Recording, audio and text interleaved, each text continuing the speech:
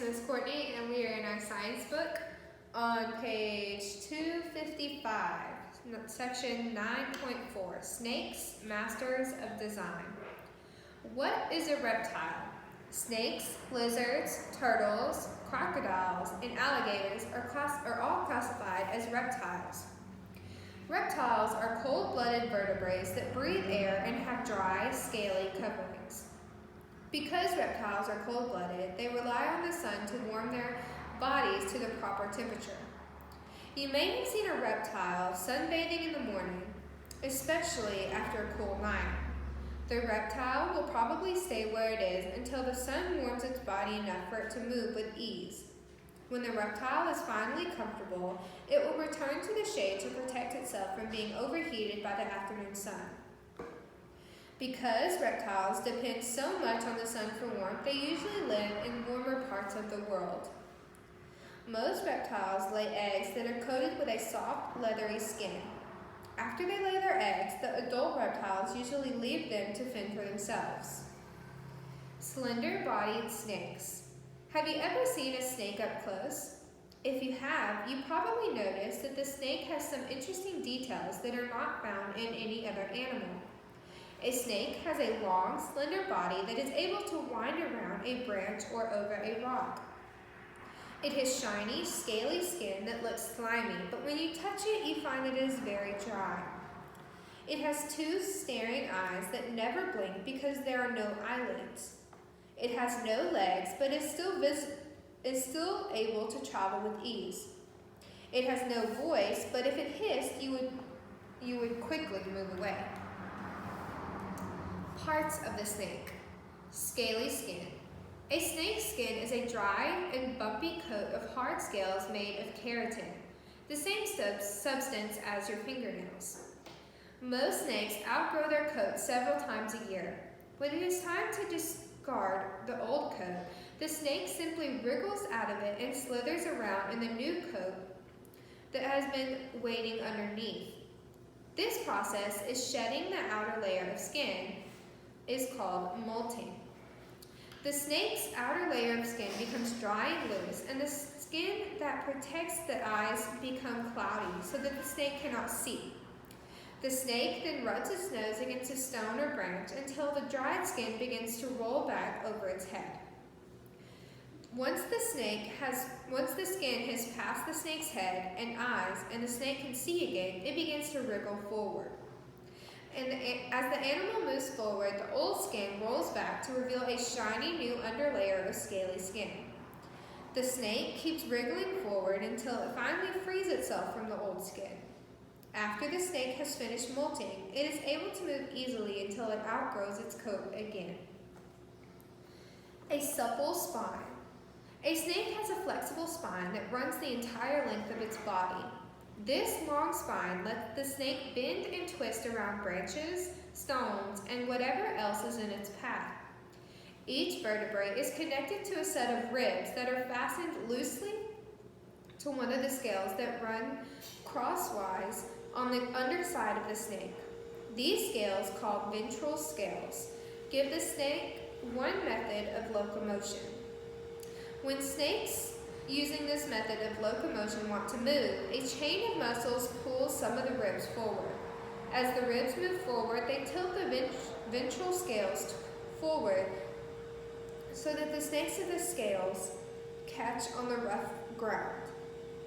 The muscle chain then pulls the ribs closest to the tilted scales. The ribs tilt their attached scales in order to catch onto the ground just behind the first tilted scales. Once the second set of scales is in place, the snake can maneuver the first scales to a new position. In this way, the snake is able to proceed forward. With this method of movement, the snake can climb trees, glide through grass, or scale stones. The fastest known speed of any snake is that of the highly poisonous African black mamba, which can move at 7 miles per hour or faster, but only for a short distance. Special scent organs. You may have noticed that a snake always seems to flick its tongue in and out of its mouth. The snake uses its sensitive tongue to find scent particles in the air. The tongue then carries the scent particles to the Jacobson's organ, a special scent organ located on the roof of the snake's mouth. This remarkable organ tells the snake what type of smell the tongue has received and lets the snake know whether or not the smell represents food. Because of its keen sense of smell, the snake can detect even the tracks of its prey. Sensitive inner ears. Have you ever seen a snake with ears? A snake does not have ears that you can see, but it does have inner ears that are very sensitive to vibrations on the ground. A snake has a special bone that connects the inner ear to its lower jaw. The snake's lower jaws, which usually are touching the ground, pick up sound vibrations in the ground and transmit them through this special bone to the inner ear. The inner ear then recognizes the sounds and lets the snake know how to respond. In this way, a snake can hear a mouse leaving its nest and know that food is near. Or it can hear a herd of elephants to know to move away. A stretchable jaw. A snake can swallow food that is 3 times wider than its own body without having to break food into smaller pieces. In order to do this, the snake has been equipped with 2 lower jawbone halves, connected by a flexible piece of cartilage that stretches to make the jawbone wider. When the snake's food is too big to swallow, the elastic cartilage allows the snake to fit its jawbone around the oversized mouthful. A snake does not have teeth, but it does not use them for chewing. A snake does have teeth, but it doesn't use them for chewing.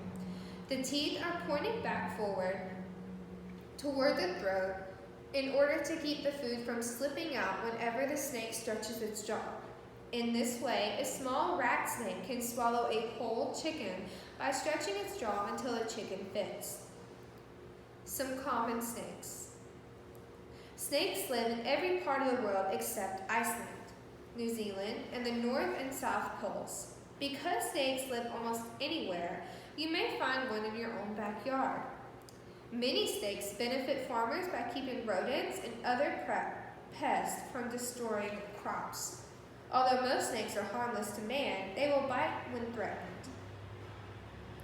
The tiniest snake in the world, the blind snake, grows no more than 7 inches long and weighs less than an ounce. A blind snake has very tiny eyes that can distinguish light from dark. This harmless snake, which burrows around the ground in search of ants and termites, is often mistaken for an earthworm.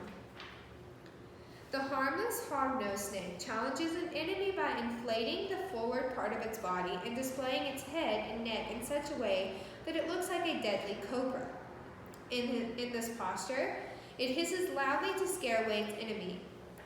If the enemy becomes too dangerous of a threat, the hognose snake will suddenly jerk back and forth as if it were about to die. Then it rolls over on its back and lies limp, pretending to be dead. Many times, this sudden action confuses the enemy so much that the enemy goes away. The harmless garter snake often lives in city parks, backyards, and gardens. The garter snake, with its 3 yellowish stripes running down its back, spends most of its time hunting frogs, fish, and earthworms. If you find a garter snake in your backyard and you try to catch it, do not be surprised if it tries to bite. Its small bite is the only weapon it has to defend itself. If other snakes may live in your area, can you name them? Many other snakes may live in your area. Can you name them? Learn all you can about them so the next time one shows itself in your yard, you will know whether or not it is harmful. If you are ever bitten by a non-poisonous snake, you should call your doctor to see if you need a tetanus shot. And we will stop there for our comprehension check.